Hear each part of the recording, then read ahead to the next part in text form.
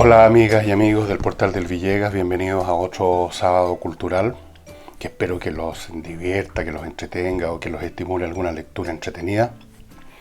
Yo voy a tratar hoy día de una variante de el campo que más conozco o que menos desconozco quizás, que es la historia, de la cual he leído bastante. Y es un campo muy variado, con muchas posibilidades, muchas opciones. Hay historias personales escritas por los propios protagonistas, biografías, y dentro de ese género hay biografías de toda clase, biografías de personas realmente importantes que han sido protagonistas de hechos de relevancia. Hay biografías de gente que ha estado un poco como en el círculo de esas personas importantes y hablan de sí mismos y de aquel otro al cual acompañaron toda la vida. Hay biografías escritas por terceros sobre personajes importantes, hay muchísimas. Hay biografías o diarios de vida que son más que el diario de una persona, sino que reflejan una época entera, como ocurre con la famosa memoria del llamado Barón Rojo, Harry Kessler, que era un hombre muy rico y de cierta nobleza en la Alemania de finales del siglo XIX, y que recorrió toda Europa y se codió con todo el mundo, con los más importantes artistas, científicos, políticos de la época, y se considera que sus memorias son como las memorias de la Belle Époque. Hay también historias convencionales de países, historia de Francia, historia de Chile. Hay historias que van a una parte solamente de esa historia de una nación. Hay otras que se dedican a investigar cómo se desarrolló un cierto modo de vida independientemente de la nación o el área geográfica donde eso se produjo. Por ejemplo, historias de la Edad Media, o del feudalismo, o de la esclavitud, historias económicas. Hay toda clase de historias, para qué les sigo diciendo, que abarcan a veces objetos muy pequeños, muy reducidos, un fragmento pequeñito, qué sé yo, de la historia de una determinada nación o de un determinado proceso, y otras que son historias universales. Hay historias universales que pretenden contar la historia de la humanidad, desde los primeros monos que se bajaron de los árboles y se empezaron a convertir poco a poco en el Homo sapiens sapiens hasta el día de hoy. Y entre toda esa cantidad de variantes de la historia, tenemos un género que hoy está bastante poco cultivado, por lo menos con el título que tenía antes, digamos tranquilamente, que era filosofía de la historia. La filosofía de la historia pretendía no contar o narrar lo ocurrido en tal o cual lugar, en tal o cual fragmento en general de la historia humana, sino dilucidar, si era posible, algún tipo de teoría sobre el cómo se desarrollan las sociedades, cómo llegan a su máximo esplendor o fuerza, y cómo luego se empiezan a deteriorar y finalmente se desmoronan. O sea, auge y caída. Y han habido muchos cultores de ese género. Los había. Por ejemplo, Hegel, un filósofo alemán muerto en 1830, en la última gran plaga de cólera que hubo en Europa, me parece que fue la última. Hegel desarrolló toda una teoría de la historia bajo el nombre de fenomenología del espíritu.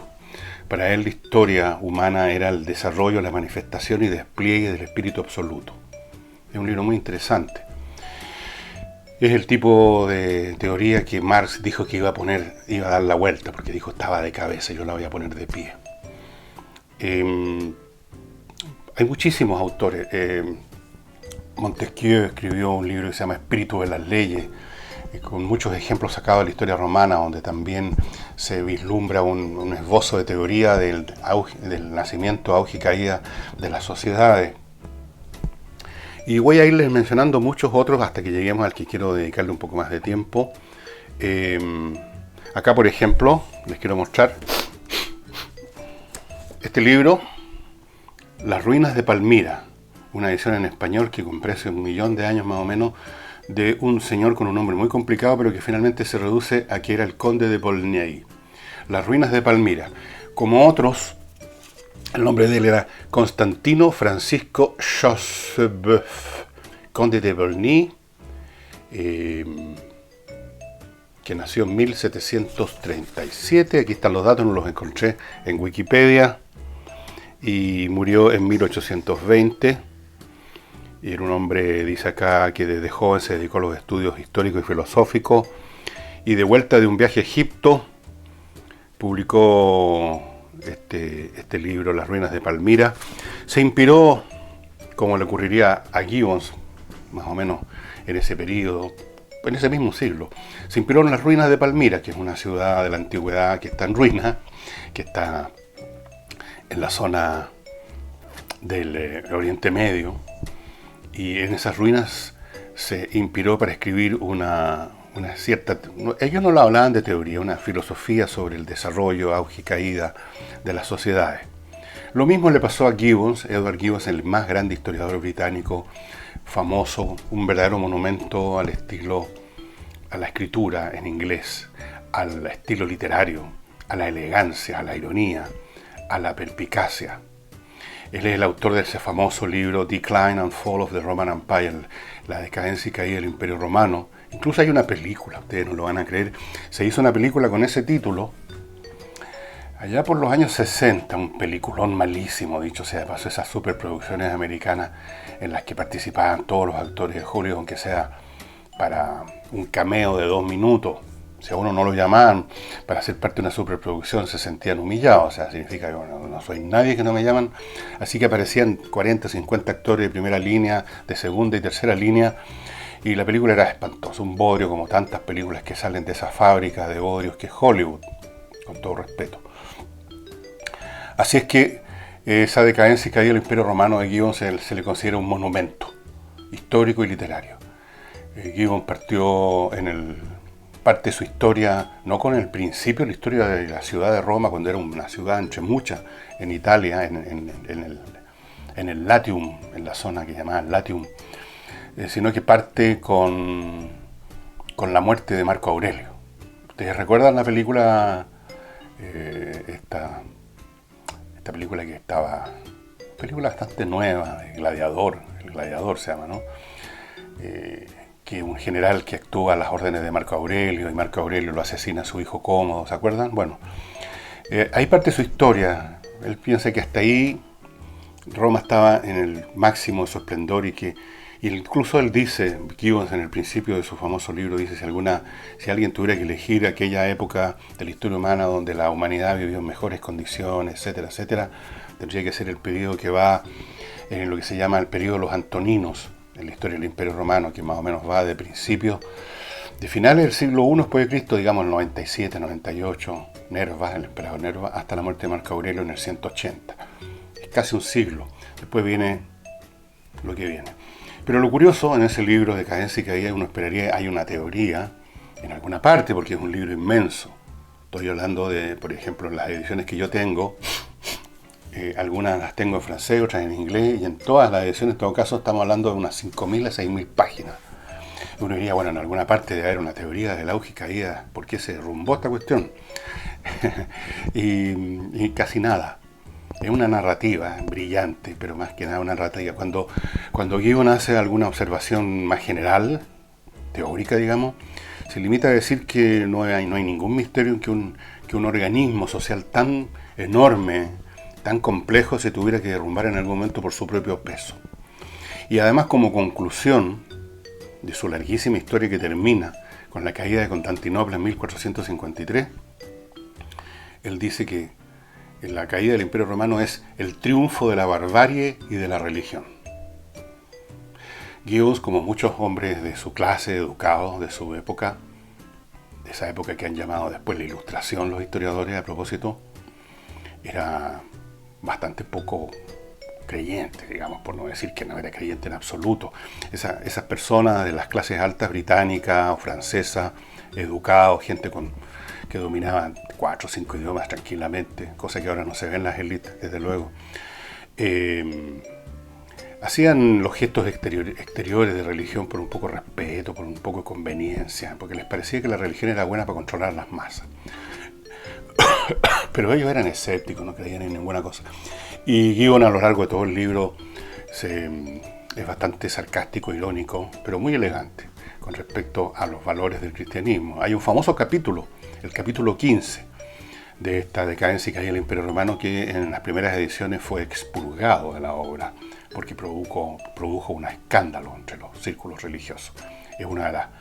Ahí explica cómo nace, por qué se desarrolla y por qué triunfa el cristianismo en competencia con otros credos religiosos, montones de credos religiosos que estaban compitiendo por obtener feligreses.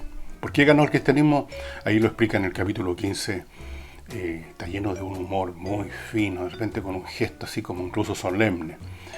Bueno, ese fue Gibbons, sin ninguna teoría en el fondo en gran escala. Pero posteriormente sí hemos visto aparecer teorías que abarcan, o si ustedes quieren, exposiciones del desarrollo de la historia y la cultura, de la sociedad. Por ejemplo, aquí tengo otro libro, Historia de la Cultura, que lo tengo con montones de marcas. Lo leí hace muchos años, como ustedes ven por el polvo que está, de Alfred Weber. Alfred Weber era el hermano del gran Max Weber, pero Alfred Weber también era un tipo de quilates, ¿no? Este es un hombre que nació en 1868 y murió en 1958, y este es uno de los libros más exquisitos que he leído sobre el desarrollo de la cultura a lo largo de distintas postas o sociedades que van llevando la señal, por así decirlo. Es un libro realmente espectacular. Después tenemos, voy a seguirles mostrando, este libro, La decadencia de Occidente, de Oswald Spengler. Este sí desarrolló una teoría en cuyo sujeto histórico son las civilizaciones. Y aquí por algo dice bosquejo de una morfología de la historia universal, y él trata varias civilizaciones y de hecho usa dos términos, cultura y civilización. Y en su análisis, cultura es la forma inicial creativa que adquiere una sociedad. Una sociedad, está hablando aquí de un sistema de costumbres y modo de ser que puede abarcar muchas entidades políticas. Por ejemplo, la cultura occidental, llamémoslo así, no es meramente lo que existe en Francia o en Alemania, es una entidad general que se expresa, se refracta con variantes, pero que es la misma en Francia, en Inglaterra, es un modo de ser genérico. Spengler tiene la teoría de que se parte como cultura, una sociedad, entendida en este sentido amplio, parte como cultura, como un organismo vivo, creativo, lleno de vida, y luego se congela y se convierte en civilización. Por ejemplo, la cultura clásica que se desarrolla en Grecia, en su periodo especialmente de gloria en el siglo VI y V antes de Cristo, luego se momifica y se convierte en civilización, representada y expresada por este Estado universal que llega a constituir Roma, cuando se convierte de ser una república que dominaba todo el Mediterráneo, pero todavía república, en un imperio, o sea, dominada por un autócrata. El Spengler fue extremadamente criticado por los académicos, por supuesto, porque él no era un hombre que no tenía muy respeto ni interés en las convenciones de la metodología científica, en 20.000 notas al pie de página dando pruebas o citando referencias o dando toda clase de minucias para fundamentar sus tesis. Era un hombre que volaba con su imaginación y con su intuición, y por lo tanto se discute del todo, incluso el sujeto histórico que usa para punto de partida la cultura, y le preguntan qué es eso, cómo lo define, con qué arbitrariedad usted habla de la cultura de tal parte y la cultura de tal otra como sujetos históricos distintos. Lo hicieron bolsa Spengler en la academia. El público pensó de otra manera, y como este libro fue publicado cuando terminó la Primera Guerra Mundial y Europa estaba toda entera convulsionada por lo que había sido ese verdadero suicidio de la cultura europea, el libro fue bastante leído en los círculos de la gente que lee, claro. Y después se desvaneció. Yo creo que debo ser, no creo que sea el único, pero debe ser de los muy pocos que todavía lee o repasa o recuerda al viejo Oswald Spengler, que le voy a dar algunos datos de él aquí que tengo. Su nombre completo era Oswald Arnold Gottfried Spengler. Nació en 1880, murió en 1936. Allí se fue un historiador alemán y filósofo de la historia que tenía interés en varias cosas, ¿no?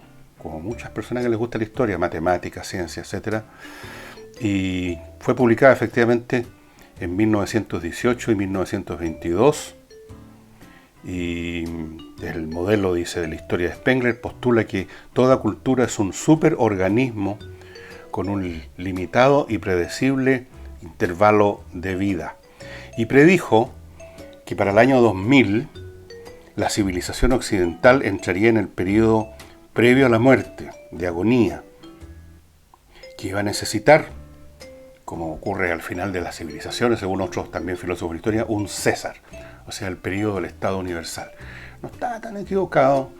Spengler, a mi juicio, vamos un poquitito para allá. Esto que ahora llaman algunos el orden mundial, la conspiración de los Illuminati, las acciones más bien autoritarias o con cierto tufo autoritarismo que se están viendo en algunos movimientos políticos en el mundo, son los primeros balbuceos, un poco como ocurrió en la Roma republicana en el siglo I a.C., antes que apareciera Julio César, antes que apareciera Augusto.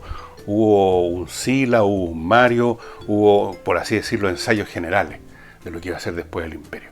Es un libro súper interesante porque yo no sé ustedes, pero a mí cuando leo a un filósofo, a un historiador, a alguien que nos regala en el fondo un producto de su mente poderosa, a mí no me interesa desmenuzarlo, buscarle las fallas, sino que a mí me interesa buscarle los puntos que a uno le sirven, que a uno lo inspiran, que lo iluminan, que nos enseñan algo. ¿Para qué buscarle las falencias? Me parece que eso es una estupidez propia de no sé, bueno. Entonces hay muchas intuiciones, me da lo mismo si no tiene una base metodológica firme. Hay muchas intuiciones que son muy iluminadoras y que le hacen sentido a uno si somos una persona que es sensible a lo que pasa alrededor y que va tan tocado de distintas cosas. Y por eso vale la pena leer a Oswald Spengler. Esta edición en español de Espasa-Calpe, yo no tengo idea, es bastante vieja. Esta edición es, les digo al tiro, 1966. Pero sí les puedo decir que está, a los interesados en esto, está disponible, debe estar en librerías de viejo. Yo creo que seguro ustedes van a encontrar alguna edición, y voy a recomendar de nuevo que de vez en cuando ustedes se den una vuelta por librerías de segunda mano, librerías de viejo, porque ahí uno encuentra montones de tesoros que en las librerías que venden libros nuevos no van a encontrar. Las librerías que venden libros nuevos, ustedes van a encontrar libros de autoayuda, la última, el libro de historia secreta de no sé quién, el último libro de Isabel Allende, la última novelita de no sé quién, pero no van a encontrar este tipo de cosas raras. O sea, pueden haber de vez en cuando, pero entonces yo les recomiendo que se den vueltas por librerías de viejo, y uno de los lugares donde hay muchas librerías de viejo, una pegada una al lado de la otra en un pasaje comercial.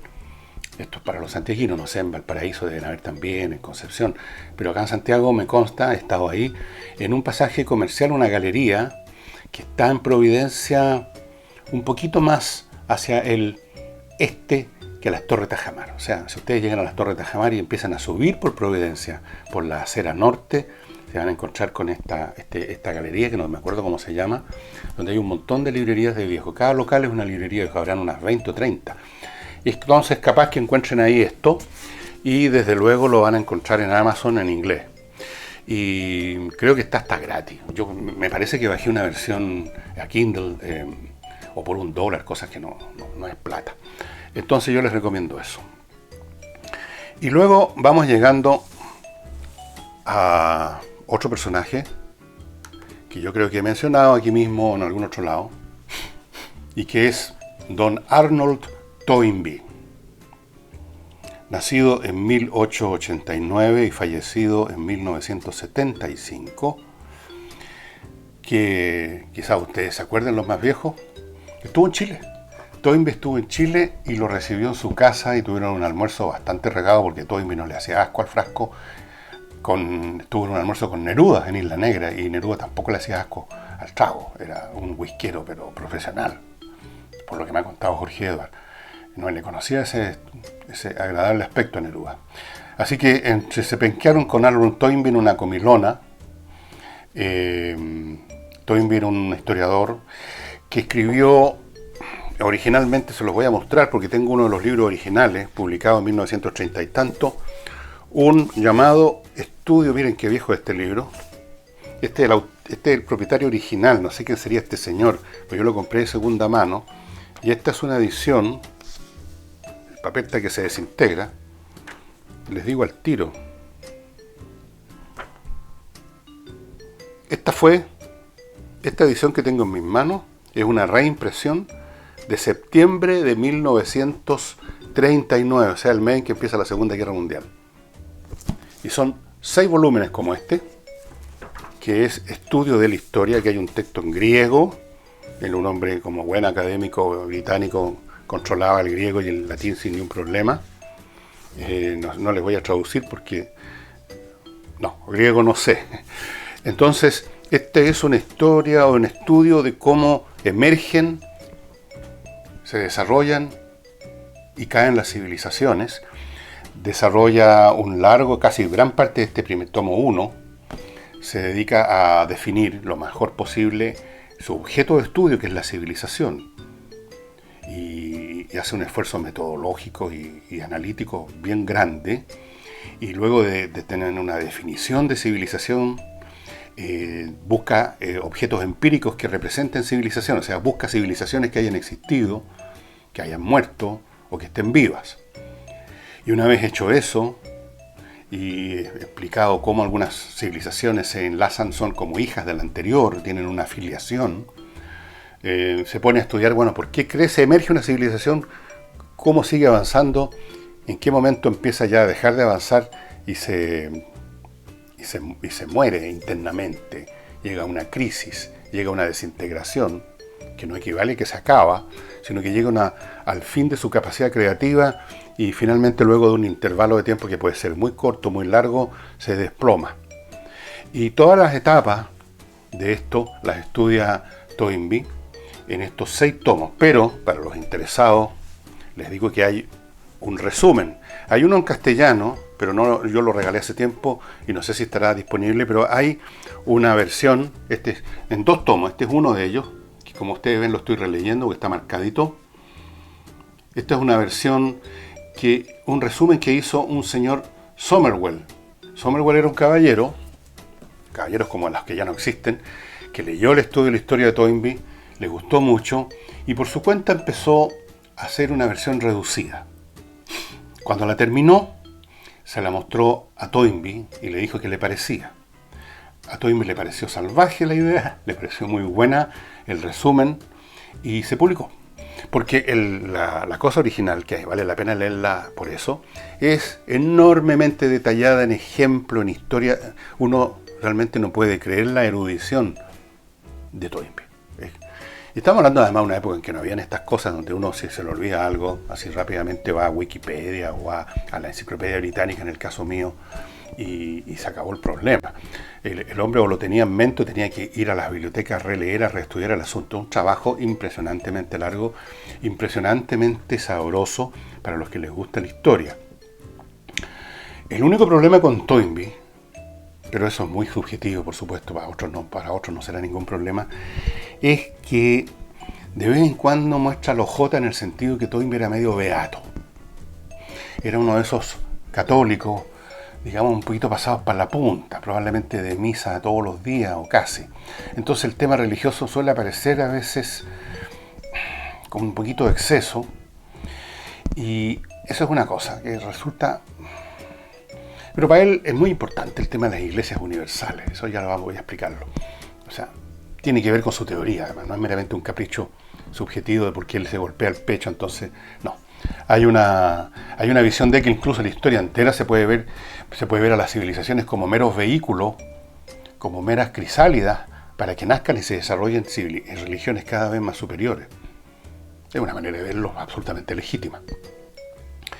Y el otro aspecto, que también es una cuestión de gusto y muy subjetiva, es que yo lo encuentro un poquito untuoso. No sé si me explico con ese. El estilo de él es un poquito, de repente, untuoso. Un poquito untuoso. Un poquito oleaginoso. Un poquito pedantón, de repente, como en los que dijera. De repente se da muchas vueltas, riza el rizo, como dicen los españoles, riza el rizo. Pero aquí vuelve a operar el principio de Villegas, de que los libros hay que mirarlos en términos de qué es lo bueno que nos pueden dar, independientemente que si le falló la metodología, que si falló esto, que si el académico que hace clasecita en alguna universidad dice que este hombre no leyó, no hizo un pie de página, o también cuestiones de estilo. De repente el estilo de alguien, y esto nos pasa con las personas también, a lo mejor les pasa a ustedes conmigo, de repente el estilo de alguien no le gusta, pero uno sin embargo lo sigue escuchando, lo sigue leyendo porque aspira a encontrar alguna cosa que sirva, que es lo que yo intento hacer con ustedes, dar alguna cosa que sirva, que sea de utilidad, para entretenerlo o para recordarles algo, no aspiro a otra cosa. Y yo lo he leído igual en esta versión espantosamente larga y en esta otra la estoy releyendo para recordar. Y es interesante, Toynbee es interesante a pesar de todo. Y entonces vale la pena leerlo. Ahora, ¿cuál es la teoría de Toynbee? Se las voy a resumir en pocas palabras, simplificando enormemente lo que él da con un detalle monumental y con millones de ejemplos. Las civilizaciones empiezan a partir de una base común, digamos, de la historia humana, que son estas sociedades, estas hordas recolectoras o digamos, muy elementales, que se esparcieron de África al resto del mundo, o llegaron al Medio Oriente, eventualmente llegaron a Asia, eventualmente llegaron a Europa, mucho más tarde llegaron a América. Esas hordas en un estado muy primitivo de tecnología, de cultura. Hubo miles de esos grupos, imagínense ustedes, miles de hordas más grandes, más chicas, qué sé yo. Algunas de ellas, dice él, se encontraron con las oportunidades o con los desafíos que les permitieron acceder a un plano superior de organización social que podemos llamar el inicio de una civilización. Y muchas otras se quedaron estancadas allí donde estaban, y todavía podemos ver algunos fósiles de esa época en el presente.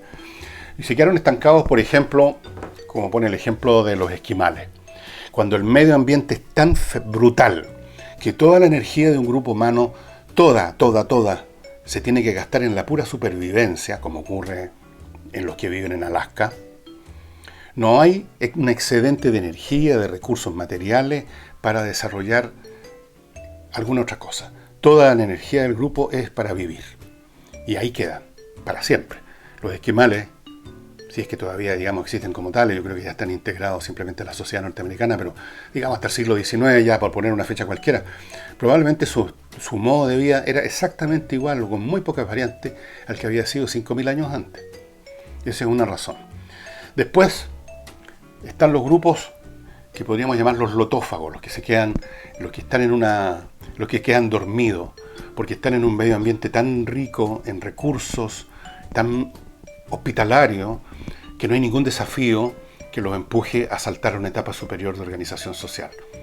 Ahí hay ejemplos también, por ejemplo, las sociedades de las islas del Pacífico, el mundo que existía antes de llegar a los europeos en Hawái, en la Polinesia, de las cuales hay estudios antropológicos, una sociedad que tenía mucha abundancia, había frutos en estas islas, son islas paradisíacas, ahora son resorts turísticos, por eso el mar repleto de pesca.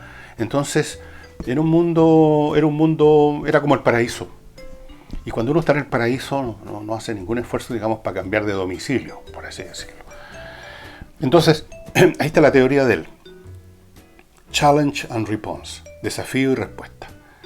Un grupo recibe un desafío, pero el desafío, si no es suficientemente terrible como para destruirlo, o como para no dejarle ninguna posibilidad de crecer, sino que presenta una dificultad que es dura pero alcanzable, accesible, entonces esa sociedad va a pegarse un salto. Responde creativamente a ese desafío y pasa a una etapa superior de sociedad de civilización. En esa etapa superior, hablemos ya de una civilización donde hay muchas unidades que tienen más o menos, comparten las mismas normas, los mismos valores, la misma religión, los mismos modos de ganarse la vida, o sea, la misma base económica, genera sus propios desafíos que son intrínsecos a esa situación nueva. Y una vez más se presenta el problema del challenge, del desafío. Y una vez más, si esa sociedad responde creativamente, se reorganiza, gracias a una élite creadora que es seguida por los demás, entonces esa sociedad se pega otro salto. Hasta que llega el momento, dice Toynbee, en que el desafío no puede ser respondido, la clase superior, la élite que era creativa, se convierte simplemente en una clase dominante que se atrinchera en su posición de dominio, de superioridad, y no pretende crear nada nuevo, sino que sostenerse ahí, acomodar lugar. Y entonces esa es la desintegración que lleva tarde o temprano a lo que él llamaba el Estado universal. O sea, finalmente emerge alguna clase de autocracia para mantener las cosas como en estado de congelación. Es lo que pasó en el mundo antiguo.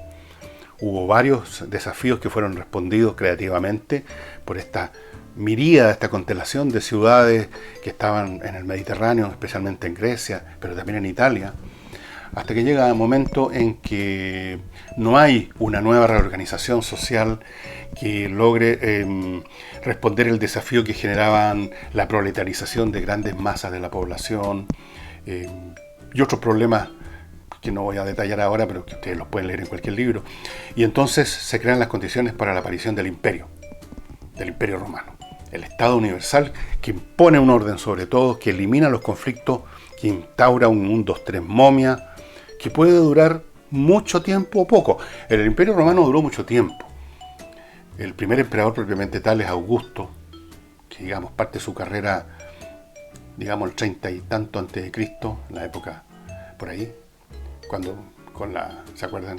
Cleopatra y todo eso, 33 antes de Cristo. Y ese imperio en Occidente termina oficialmente en el 476 después de Cristo, o sea, duró 500 años. Pero eso no es nada. Egipto, la sociedad egipta como tal, su periodo creativo termina al final de lo que se llama el Viejo Imperio. Y todo lo que viene después, estamos hablando de unos 2000 años, es momificación. O sea, si ustedes examinan la historia del imperio de Egipto, el Egipto de los faraones, desde el año, 2000 antes de Cristo para hasta el presente, hasta digamos el fin de eso en manos de los romanos, es la misma cultura, la misma civilización, no hay cambios, las artes hacen lo mismo, repetitivo, los modos de relacionarse con la religión, las religiones, las costumbres, el poder, todo igual, congelado en el tiempo, 2000 años. Es como una persona que muere y la mantienen en el refrigerador 2000 años, con una apariencia de vida nada más, maquillado, por así decirlo. La teoría de Toynbee es, en sus elementos teóricos, conceptuales, el desafío, respuesta, la aparición del Estado universal, la aparición de una iglesia universal. Dice él, cuando en las etapas tardías, en que ya hay un Estado universal, emerge una religión universal. En el caso del Imperio Romano, ustedes ya saben cuál es, el cristianismo, que vence a todas las demás y se convierte en el consuelo de estas masas que están subordinadas al emperador y que están además subordinadas al primero lento y luego acelerado proceso de deterioro, con guerras civiles, externas, deterioro de la economía, asfixia cada vez mayor por parte de un Estado que se trata de defender y subsistir apretando más las clavijas con impuestos y con mecanismos represivos, obligando a la gente a trabajar, obligándola a reclutarse en el ejército. Todo eso genera un mundo de desesperanza y de angustia. Y ahí es donde aparecen estas iglesias universales. En la India fue el budismo en un momento dado. En el mundo oriental fue el Islam, con un Estado universal generado, bueno, hubo varios Estados universales en cierto sentido en el Medio Oriente. El último sería el Imperio Turco, ¿no es verdad? Que se derrumbó después de la Primera Guerra Mundial. Así es que este es un campo súper entretenido. Es el punto que les quiero hacer y que justifica la lectura de estos caballeros o de otros. Hay teóricos más modernos, teóricos que están más inspirados en conceptos, digamos, un poquito más de moda, por ejemplo, teoría de sistemas. Entonces no los encontré en mi biblioteca porque a última hora anoche empecé a buscar, pero los tengo por ahí. Son teóricos de sistemas que más o menos hacen los mismos análisis, pero con un aparato matemático y teórico más, o sea, un aparato matemático que aquí no existe en absoluto. Que los hace interesantes, pero menos ricos desde el punto de vista literario, desde el punto de vista imaginativo, desde el punto de vista de la sustancia que obtiene el lector, que este tipo de autores. O sea, son bastante más fome.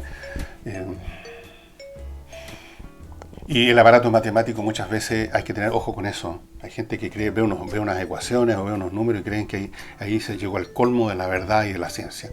No, los números son tan valiosos como sea valioso el concepto o el elemento que representa. El número es una cantidad nomás. Un número representa una cantidad, pero ¿una cantidad de qué? ¿Hay algo que sea sustantivo detrás de esa cantidad o es meramente una manipulación? Por eso que las estadísticas son tan buenas para confundir, porque hay mucho aparataje matemático, pero en muchas ocasiones el concepto que está detrás y que supuestamente se está midiendo no tiene mucha sustancia. Pero en primera instancia la gente, digamos, queda un poquito deslumbrada con esto, los numeritos. Hay que tener cuidado y examinar más bien los conceptos, y si estos son sólidos, ahí puede empezar a servir o no, si hay una expresión cuantitativa del concepto, ahí recién aparecen como un instrumento las matemáticas, pero no son un sustituto del análisis y de la sustancia conceptual, no son para nada, son solo un instrumento, son como una regla. La regla es muy buena para medir, pero hay que saber qué es lo que se está midiendo y qué significa lo que se está midiendo, y sobre todo qué significa el resultado. Bueno, y eso sería todo, estimado amigo. Como les digo, dense de repente una vueltecita por librerías de viejos. Hay otras también en la calle Mercedes, hay 2 o 3, porque se encuentran, bueno, no solo estas cuestiones que les he mostrado, sino que otras también que son valiosas. Y creo que hemos hablado bastante, más que suficiente. Les recuerdo que mañana domingo, como cosa excepcional, como esperamos que alrededor de las 5 de la tarde, vamos a publicar en este portal la entrevista solamente la parte oral, audio, porque la parte visual me quedó como las pelotas, la verdad. La señora que entrevisté no se le veía la cabeza detrás de esta pila de libros, no me di cuenta, pero soy muy hueón para estas cosas, digamos, de puesta en escena, pero no es mi métier, no. Así que, pero lo que interesa es lo que dice, lo que cuenta sobre el tema de los trasplantes la doctora Ana María Arriagada. Así que los invito mañana a que estén pendientes. Si ustedes están suscritos al portal, supongo que les avisa, no sé cómo es la mecánica de esto de YouTube, les va a avisar que está disponible, en algún momento del día va a estar, y ustedes pueden escuchar a Ana María Arriagada. Bueno, y eso sería todo por hoy. Nos estamos viendo el lunes. Muchas gracias.